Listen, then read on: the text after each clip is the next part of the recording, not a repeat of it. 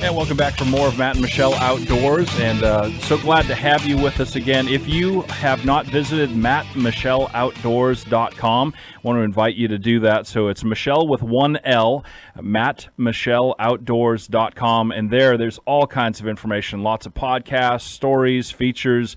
We've got running, updated stuff on outdoor gear, on great destinations, ideas, money-saving tips, gear reviews, all kinds of things are there for you on Matt Michele Outdoors, so we invite you to be a part of that and enjoy it. And also give us some feedback, too, as we're going to be rolling out a lot more things that we've been prepping over the last couple of months. And right now, I'm really excited to introduce a man that I was very excited when I saw he was on our schedule, because I had a chance to see him in action at the Outdoor Economy Conference held in Asheville, North Carolina. It's Earl Hunter's here from Black Folks Camp 2, and welcome. How you doing, brother? I'm glad to have you here. I'm doing great, and congratulations on what I know you described as been a whirlwind ever since the Outdoor Economy Conference. It has. Yeah. Well, I'm really looking forward to people knowing your story, too, because it's really great. And so let me start off this way. Where are you from originally, and how'd you get involved doing what you do today with Black Folks Camp 2? So good question. I am actually from Columbia, South Carolina, by way of I love Columbia. It's one of my favorite places. It's a hot place, right? And I moved from a couple different places, from Columbia to Atlanta, from Atlanta to Arkansas, from Arkansas to Brevard, North Carolina. So I love Brevard. I love the mountains. It's totally different from Columbia, South Carolina, which I lived in the inner city, basically of Columbia, South Carolina. So yeah, it's a little bit different in Brevard. A lot going on in Columbia. It's also a lot going on in Brevard too, and that's kind of why I'm here and why I'm excited to be in the studio to talk about it. So. Yeah. So talk about your ventures into business and everything. Talk about some of your background, because I think that lends a lot to understanding where you're at now. Early on in my career, I actually was I worked for Nokia Mobile Phones, right? I was an account manager at Nokia Mobile Phones, and I quickly rose above and drove the business within Nokia, and for about 11 years, and then I left Nokia, and I actually had an opportunity to be the vice president of sales at a company called IPD, which is an international procurement distribution company. And what we did was we actually went into plants that were looking to close down and move their entire business over to Mexico and to China and to things of that nature. And we went in and negotiate deals where that actually those jobs could actually stay here in the United States. And we would drive that and actually save the company money so they actually become profitable. And then left Arkansas, moved my family to Brevard, North Carolina. And it's a funny story because I had no idea really what Brevard was. I didn't know Brevard. I didn't even come to Brevard looking for an opportunity. I came to Brevard because I was told by an individual that there is an opportunity for us to save the company some money in regards to the parts that they actually source. And when I got to Brevard, I met this young man. His name is Tom Dempsey. He was the owner and the president of a company called Sylvan Sport, which makes the coolest camper ever. Yep. And when I saw that camper, as a matter of fact, we're going to be going out in a venture. And he was on the show a few weeks back. Yeah. And they make incredible gear. Right. Yeah. When I saw that, the camping stuff. Yeah. Right. And gear now. So when I saw that camper, I said, I asked the question. I said, "You guys can't sell this?" And they said, "Yeah, we can. We just want to sell more." And the story goes on and on how Tom and I actually connected. And that is how my story began in Brevard, North Carolina, and also getting me into the camping industry as well, and the outdoor industry. I had no clue. Well, and, regular listeners of ours over the last few months since we started Matt and Michele Outdoors have got to hear a lot of stories of companies that are based in the Southern Appalachians that are national, international companies, but yet a lot of people in the Southern Appalachians don't know. Right. They don't know the kind of industry that is here. Right. A leading outdoor economy in the country is contained within the Southern Appalachians. And I'm not just talking about, you got the Smoky Mountain National Park and all that. No, we're talking manufacturers, kayaks, camping gear. I mean, you name it, it's being made in Western North Carolina, Eastern Tennessee, Southwestern Virginia, Northern Georgia, all that area and everything.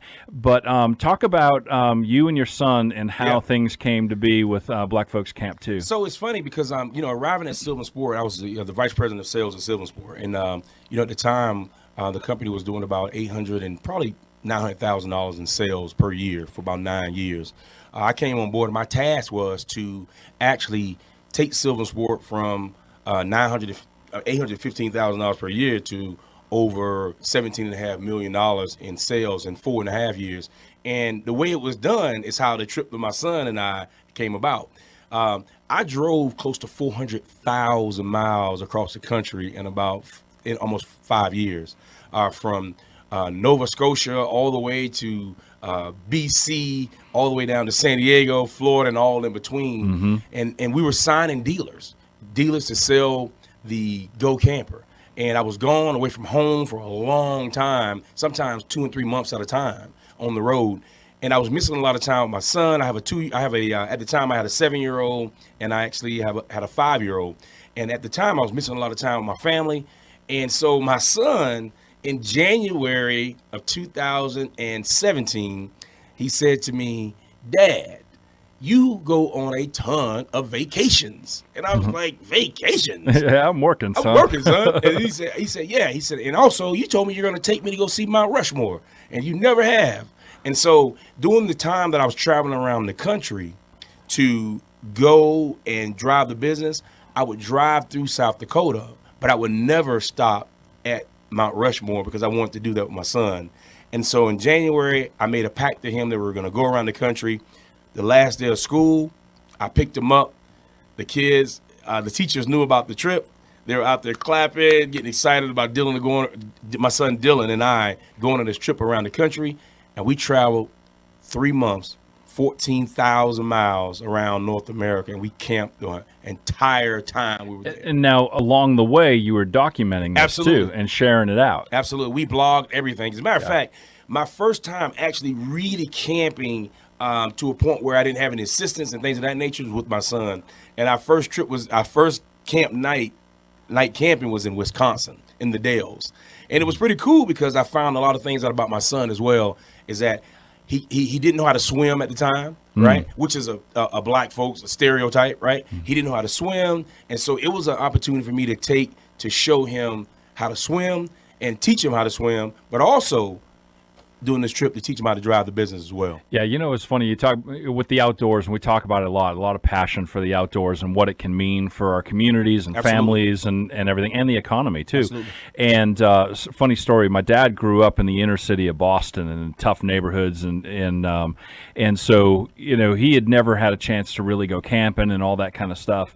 And I was an outdoorsman right out of the womb, pretty much. Right. It's just my DNA or something. I credit my uncles really on my mom's side, and I took him camping with me. Right. When I was about 17 years old, before I went off to the Air Force. We went out to the Berkshire Mountains of western Massachusetts, and it was so funny because here's my dad, who was the rough gruff, as a teenager in the 50s, the rolled up sleeves, the switchblade, the pack of cigarettes, and the the slicked back hair. That was him, That reminds me of Grease, man. Yeah, that was him. That was totally him, and so it was funny because he really was out of his element, and here, and I'm giving. Yet he still was trying to play the devil and trying to tell me, well, we'll do this and we'll do that. And I'm like, dude, you have no idea what you're doing, or when we're out on the canoe and everything. But it was a wonderful memory, and he's passed now.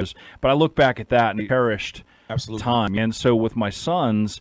And taking them camping all the times that we have and everything else, I know that that's a bond that's there. And just that one trip with my dad, I've referenced that so many times with my own son. So there's something that outdoor experiences can create a lasting vein in a family. Man, let me tell you something. Just sitting across from you as you were telling that story, I can feel the energy from that trip you and your father were taking and what you did and all those things. And it's really the same way with my son and I. I love telling the story about my son and I traveling around the country for a lot of different reasons. Mainly because the time that we spent together was quality time. I was with this young fella 14,000 miles in 3 months, just him and I. Yeah. I found out a lot about my son. Number one, I found out he's just like me, number one. Yeah. And number two, I found out he's adventurous, right? And number three, I found out my son is a very, very approachable, and he likes to approach people, and he's a kind fella. More than anything, though, I think that what I found is that having my son in the outdoors and camping and seeing all the natural forests, the national forests, the state forests, all these parks and things of that nature, it actually gave me the inspiration to really want to go out and get more black folks to go camping. Yeah, because that's one of the things that you had talked about before, that somewhere along the way you kind of had a realization looking around, and for some of our other shows on the station in business, we've had people who talk about how, growing up, I didn't see people that were CPAs that looked like me. Right. I didn't see, and talking about their life experience and how important it is for them as African-American business owners to be seen publicly so that younger people see it. And so, my exposure or awareness about how important it is to see people that look like you in different experiences. I've heard that from business people in our community. And so, you had talked about being out there and kind of that realization of like, there's nobody that looks like me. We kept at 49 campgrounds. Right. 49 campgrounds, and we saw one black family. We saw 3 black people, but we saw one black family. And as a matter of fact, we saw them in Albuquerque, New Mexico. And it was such an aha moment when we saw them. We were like, hey, how you doing? They were driving this huge motorhome, and here we are pulling this pop-up camper. And they actually stopped and stayed an extra night because they were like, I can't believe it, because they had not seen anyone either. Yeah, so that's when is that when had the light bulb already been kind of flicking on before then? It was kind of flickering around. It was flickering. But that was the moment you were like, oh, it was this the is something moment. I want to do. It was an aha moment, and said there's something I really wanted to drive. Not necessarily wanted to do at the time, because I was all in with Sylvan Sport and driving that business. But it gave me, it was kind of an epiphany. I was like, man, we need to see more black folks camping. And I started to think that through a lot.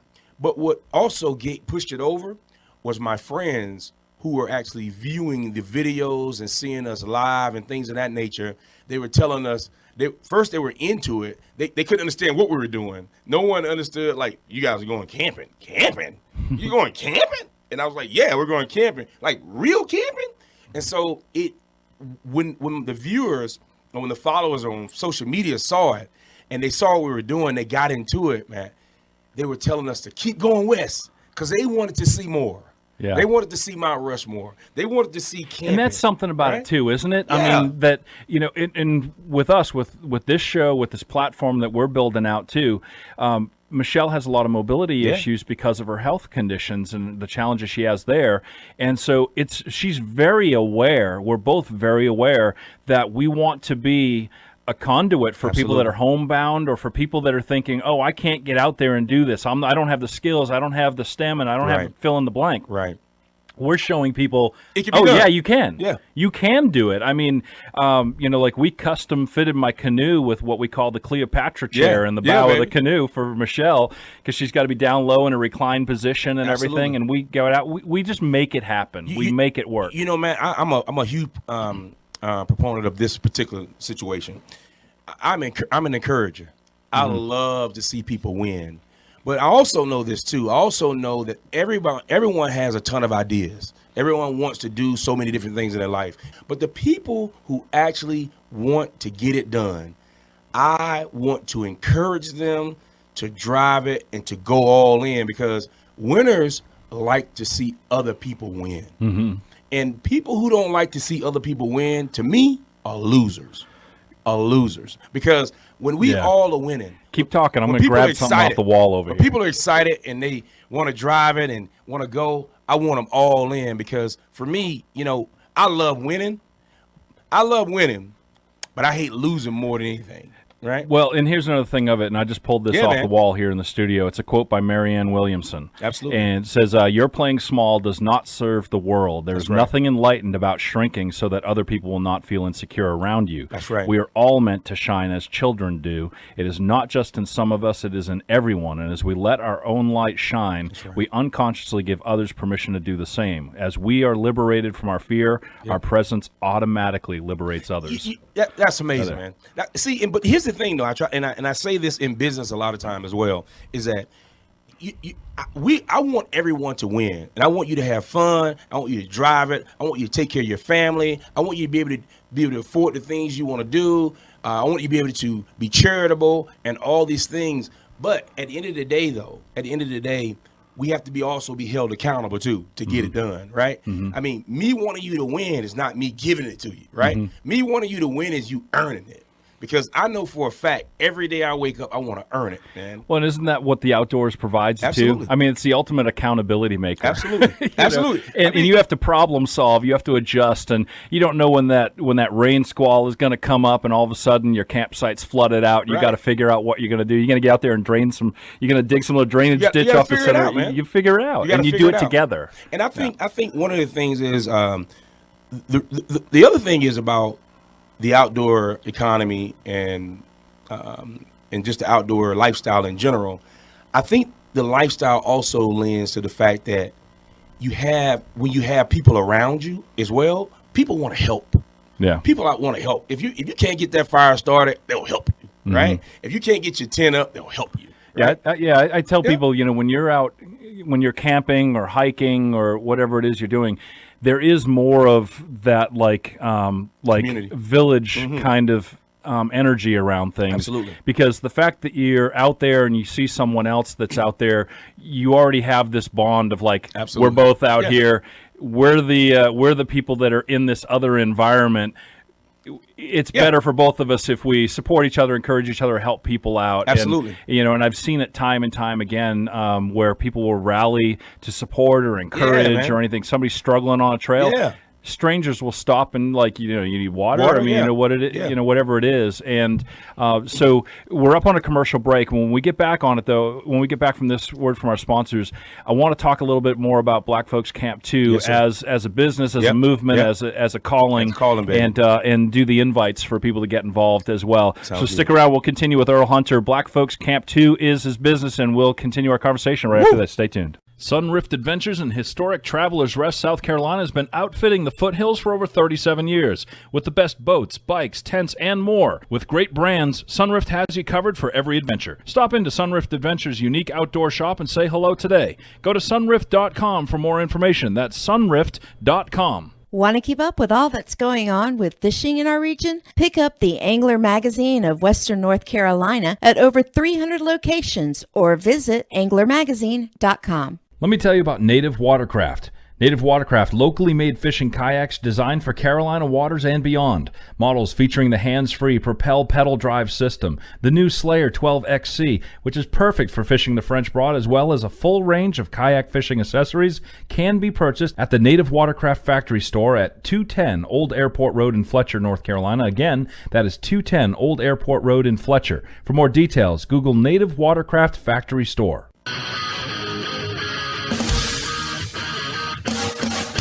All right, welcome back for more of Matt and Michele Outdoors. Earl Hunter is my guest in the studio. He is with Black Folks Camp 2 and getting to hear his story and just the passion you have for it and everything.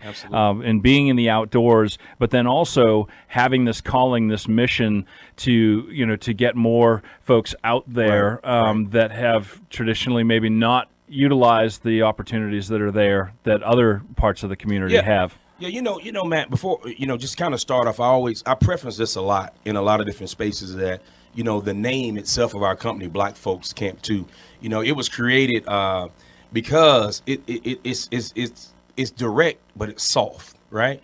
But it really just, it lends to exactly what we're doing. There's a lot going on. There's a lot going on in that space, but our logo that has a campfire in it. That campfire represents something that is amazing to me.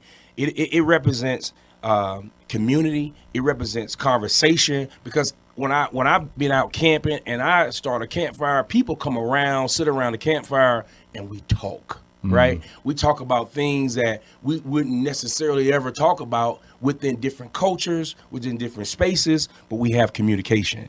And communication is the thing that will actually cure the world of anything. Yeah, being able to talk about. Amen to that. Yep. Let's talk about the business side of it and everything, because that's part of what we talk about too. What was the path that you've taken to make this a sustainable effort and a platform as you build it? Right. So after departing Sylvan Sport, I started this company, and so we have 5 different layers to it. You know, you have campgrounds, you have RV dealers, you have retailers, you have RV manufacturers, and you have a lot of these civic groups.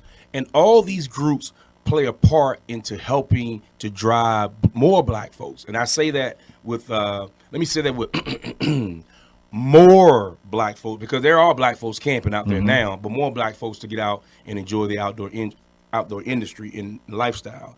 So I believe that I'm really driving a lot of campgrounds, some of the national campgrounds, because the barrier of entry is easier right now, I believe, for black folks to enjoy camping in the outdoors in campgrounds that have amenities, right? Campgrounds that have restrooms, pools, and things of that nature, because what it does is it takes us from an element of the hotel all the way around to campgrounds being outdoors, but having those amenities that you can actually use and do. And so I've been contacting and having these meetings with a lot of these entities, the KOAs of the world, the Jellystones of the world, the RV dealers, RV manufacturers. They all are on board because they have seen the disparity or seen the lack of black folks actually camping. Yeah. So the meetings are been amazing. And they, you know, I didn't think that no one wanted to get behind the movement. I just felt like the movement needed to get started in the South more so than anything to drive it. Well, and somebody's got to ask. Somebody's got to do the ask. You have to be invited, man. Yeah, exactly. And you know, I think that is the most important first step. You know, with us, we didn't plan on it this way, but we're getting a lot of people that are expressing interest in learning more about what kind of things Michele would need to make her outdoor experience, because they're like, hey, there's a lot of mobility challenged people that could really enjoy the outdoors. Who's serving them? Exactly. You know, and so that's one of the unforeseen things that we didn't necessarily think of when we started. Because I told you off air, we started this because there were friends in the outdoor economy who were like, man, it's so hard to get our stories out. We're like, all right, well, let's just make something. You know, here's the thing too. Listen, the outdoor as a whole, the outdoor economy is an $870 billion industry. Yeah, it's huge. Right? Yeah, a huge industry. But if you look at that, we can't even find stats on black folks actually spending any money within the outdoor economy. Yeah. Right? What if you're in business, which we both are, wouldn't you want to grow your business by leaps and bounds by adding more individuals who want to actually cater to your products and your entity? Why wouldn't you want to do that? Yeah. Right? I mean, who wouldn't want to do that? Well, I mean, you know, here in Western North Carolina, where we're living, where we broadcast the show from as far as studio time, not out and about time, but just in this area of Western North Carolina alone, the fishing industry alone, recreational fishing is a $2 billion, that's with a B, $2 billion industry. And guess what? We don't have a whole lot of lakes or anything like that. But, you know, when you just take that tiny little slice, and you look at success of things like, you know, Angler Magazine of Smoky Mountains in the upstate of South Carolina and everything else, it's just like, you know, again, a lot of people in the outdoor economy are motivated by callings to different things. They're trying to serve needs, or maybe they saw something that wasn't easy to do and they figured they'd make a better egg. Right. you know, but there's a lot of business to be had. Exactly. So here's the thing. Black folks, a ton of black folks, more black folks fish, right, and hunt than camp. It's the camping part that's the missing piece. And there's a lot of reasons why. There's a lot of generational fear, especially in the South, why black folks don't camp. There's a lot of fear of what had, you know, history-wise, what went on in the woods to black folks, some of the horrific things. And I try to be really honest with people and not skirt over the issues.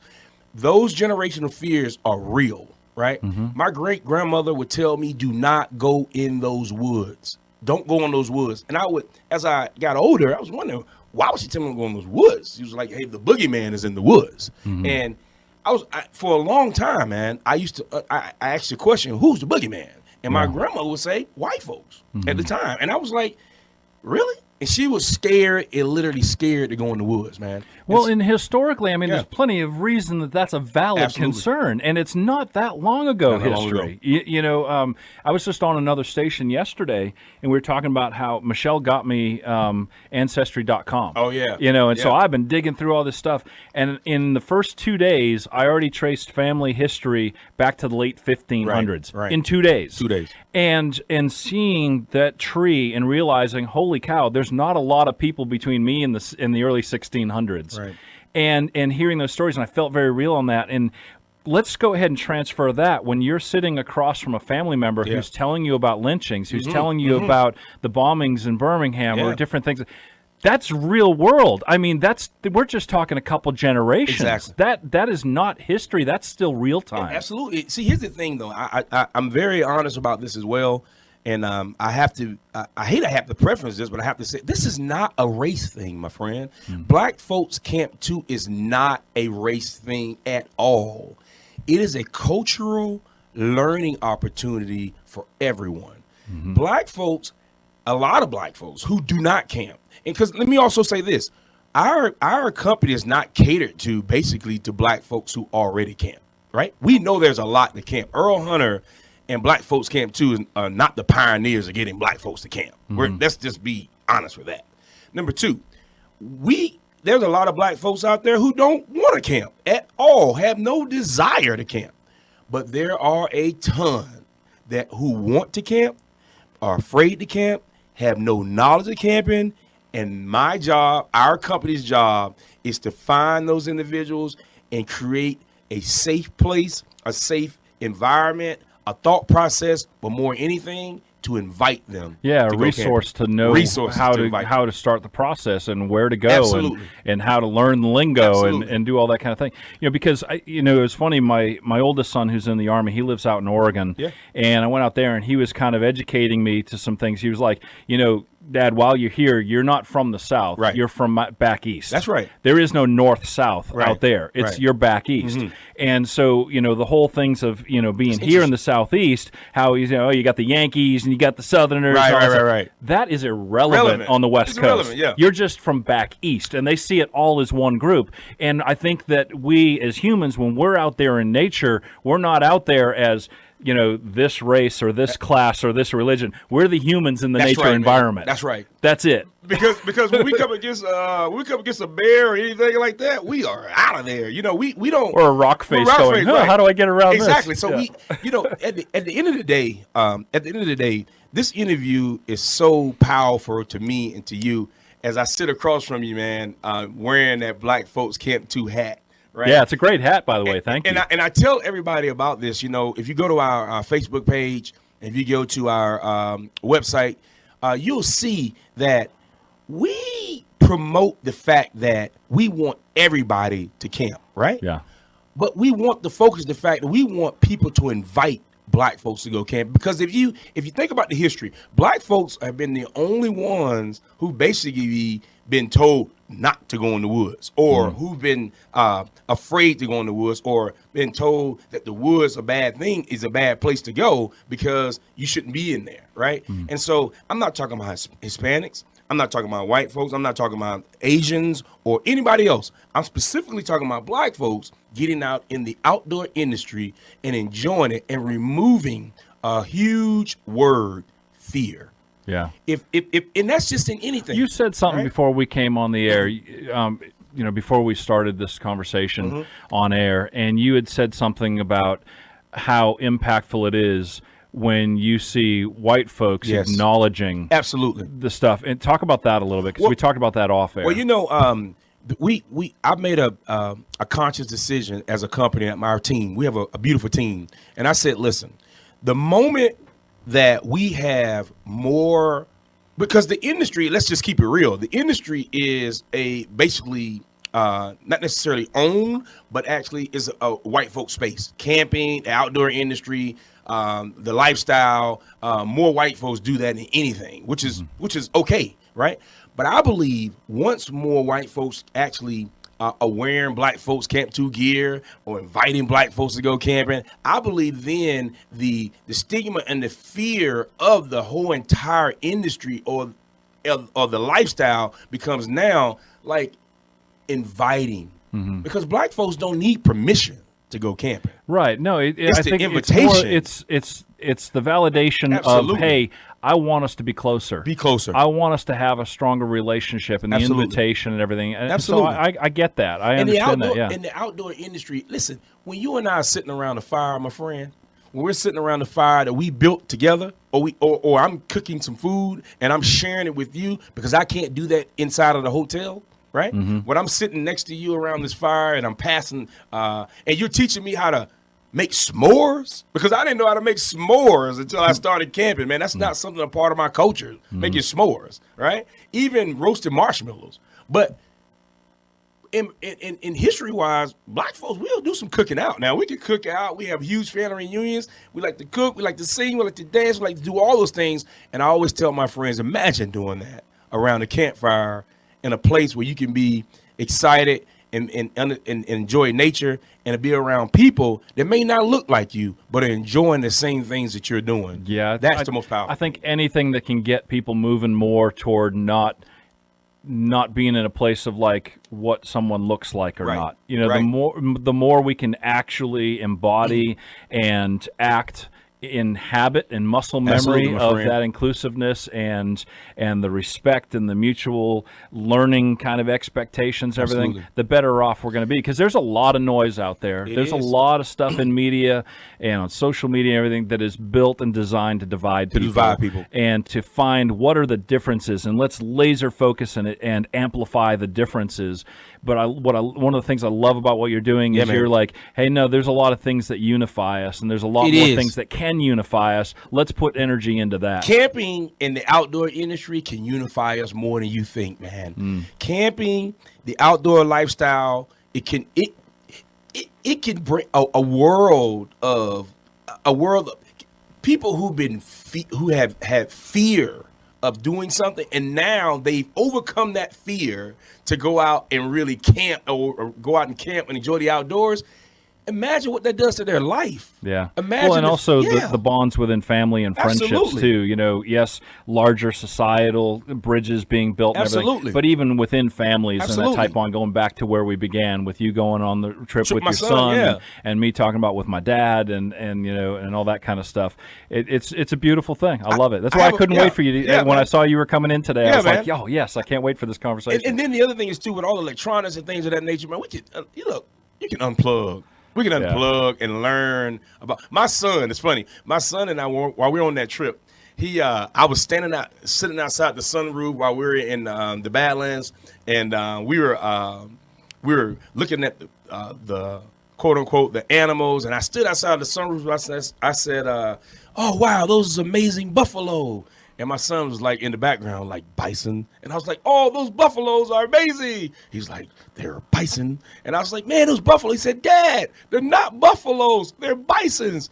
Bisons are American in America, and buffaloes are in Africa." And I was like, "Where'd you learn that?" And he learned it from Wildcrats. And so he's been teaching me. He been teaching me along the way about nature when I didn't know, while I was teaching him about business. I wanted to read you a lyric from a song that was just released last year, band Perfect Circle. And the lyric says, "Time to put the silicon obsession down. Take a look around. Find a way in the silence. Absolutely. Lie supine away with your back to the ground. Dis and reconnect to the resonance now. You were never an island. You're a unique voice among the many in this choir. Tuning into each other lifts all higher." Hey man, I should put some, Beautiful, isn't hey man, it? I should have put some beat behind that. It's a beautiful lyric. I mean, I love it, you know, but I love what you're doing, and look forward to following and supporting and promoting what you got going on. What's the best way for people to connect with Black Folks Camp 2 and become a part of this growing Absolutely. community? So we are blackfolkscamp2.com. The S is on folks, Black Folks Camp 2, and 2 is TOO. So we do Camp 2, right?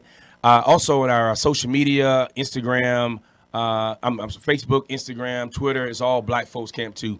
Go on and like our page. I think you'll like the information that we promote. I'm a pretty animated individual anyway, and we do things very unconventional. When you see us out, you see us wearing our gear. I tell you, go purchase the gear. The gear is kind of hot, though, to be honest. Yeah, with you. I love the hat. It has its own flavor. It has I like the shirt you got on, too. That's really cool, yeah. We have sweatshirts. We have T-shirts. Again, the more people wearing our gear promotes the movement. And the more people promoting the movement promotes change. And the more people promote change, I think then we're able to remove a ton of fear from a lot of people. And once we remove that fear, my friend, people will then adjust and do what they need to do in their lives as well. Beautiful stuff. Earl Hunter, Black Folks Camp 2. Thank you so much for being on Matt and Michele Outdoors today. And more to come right after this. Stay tuned.